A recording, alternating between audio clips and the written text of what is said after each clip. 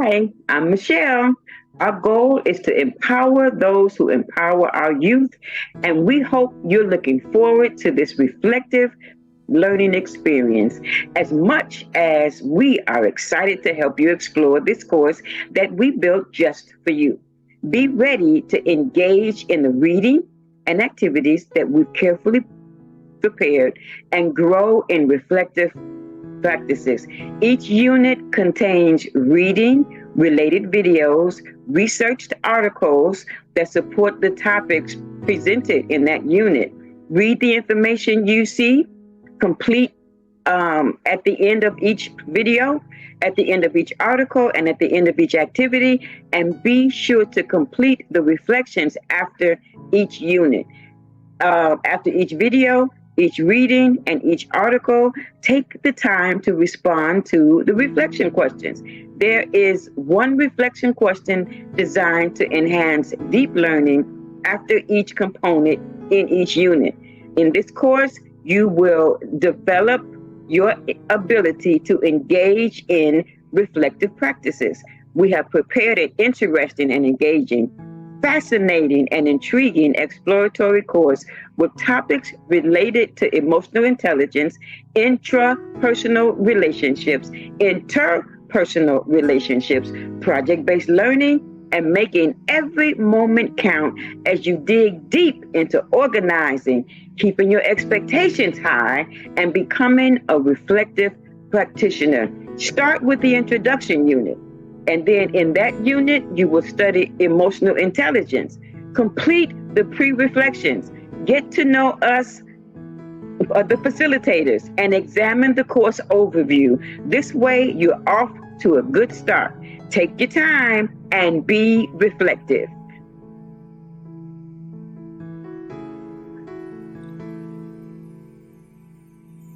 Hi, fellow teachers. I'm April, including and especially substitute teachers. In Unit 2, you will receive support, encouragement concerning self-awareness, self-care for you, the teacher, to model and pass on to the students you are responsible for in the classroom. We will provide tools, information from decades of experience and continued education. We even have lesson plans, activities, and case study discussions. To assist teachers, again, especially substitute teachers, in the modern classroom that are enhanced with current trendy dynamics, is what I call it.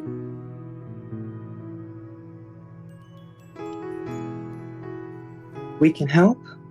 Look to us to assist you with some answers, applicable methodology, and again, encouragement. You'll need it. And that encouragement will come with tools that you can use for yourself and for your students in the classroom. I hope you watch and take a listen. Thank you.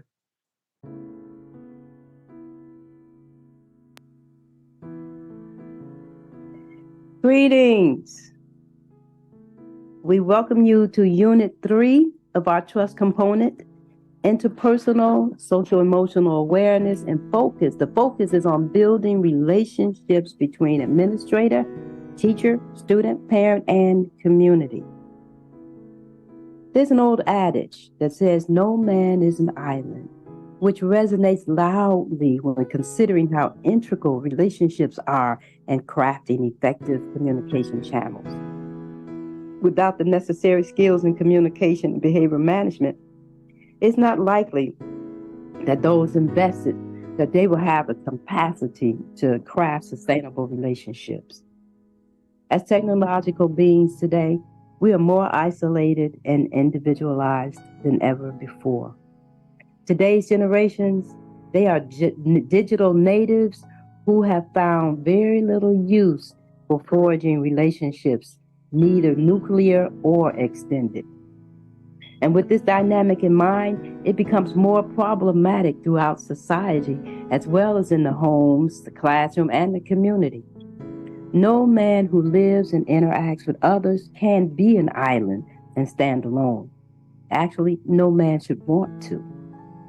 The question becomes, how do we marry a communal concept of the village model with today's concept of every man for himself, or I don't need anyone but me? It begins with building relationships that bridges the gap between the differences, whether they're good or bad, positive or negative. And as chief communicator, facilitator, teacher, administrator, student, parent, or even community person, when placed in a position of leadership, we must understand what dynamics are progressive and what dynamics are likely to thwart progress.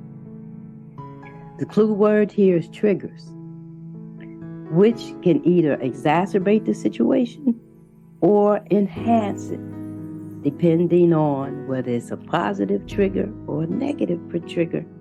Triggers are the behaviors or words that incite potential problems. How we communicate dictates the outcomes of how information is received, acted upon, and then returned to the sender. I hope to give a clear understanding of how to craft and cultivate effective communication skills that will allow a pathway for building sustainable relationships. As the primary communicator and leader, you will learn how to cultivate communication skills to minimize negative outcomes, identify the impact body language and vocal tones have in diminishing effective communication channels, recognize the triggers and their impact on antecedent behaviors, demonstrate how to deliver constructive feedback, model how to disagree without confrontation, nurture and strengthen relationships. And in order to make all of this a possibility, you must construct a plan of action. What should that look like? Now, as a primary communicator, no matter our station, we are the gatekeepers for productive learning in our various environments, which is predicated by the many hats that we wear. We must become aware of which words or behaviors incites or excites. What behaviors shut you down or cause you to soar? What leadership style will best serve you, the person, the student, and the situation? How we transmit this information should be with restorative practices and never with punitive actions. And it should be customized to the needs of this person. Again, Unit 3, interpersonal, social emotional awareness, has the wherewithal, it has the capacity to bridge the gap between student, parent, educator, administrator, teacher, and with the community as well. So come join us. You will be well informed and well fed. Thank you. I am more than certain that you will be impacted in such a positive way with Unit 3.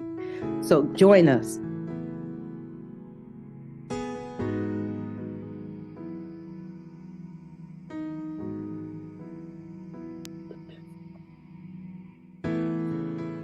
Good afternoon. My name is Jamila Kareem, and I'll be talking about Unit 4. In Unit 4, we're talking about project-based lessons or project-based learning, which are usually utilized together. We know as an educator, teacher, substitute teacher, even an administrator, planning your lesson isn't an easy task, but yet it's something that we have to do. And when we do it and do it correctly and do it well, we know it makes our task a lot easier. With PBL, we need to start with some essential questions. Questions that you first ask yourself before you ask your students. We start off with, what do we want our students to know? How do we want them to get to what we want them to know? And then we can also ask ourselves, where do we want our lessons to take them? What are some of the crucial tasks and skills that we want this lesson or project to demonstrate, to determine their skill level and mastery, and that requires them to accelerate in the ability to acquire feedback and to be able to demonstrate revision if necessary. Because these are things that we require of ourselves as the educator. So we know that PBL assists in the development of creating critical, logical thinkers, which leads our students to an area of self-discovery, one where they can show mastery in their presentation, where they demonstrate understanding of critical thinking skills throughout the process. They will demonstrate what they learn through collaborative learning. They will demonstrate what they understand and what they're seeking to learn or master through their projects. It allows them, as the learner, to discern which path they want to go. We want our learners to show us, demonstrate that they understand what we have given them.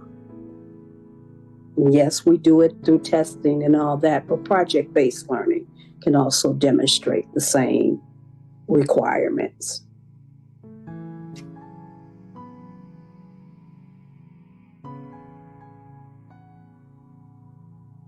It's Michelle again. In Unit 5, there are opportunities for you to reflect upon new ways to engage your students, the students that you teach, in restorative practices and in active learning.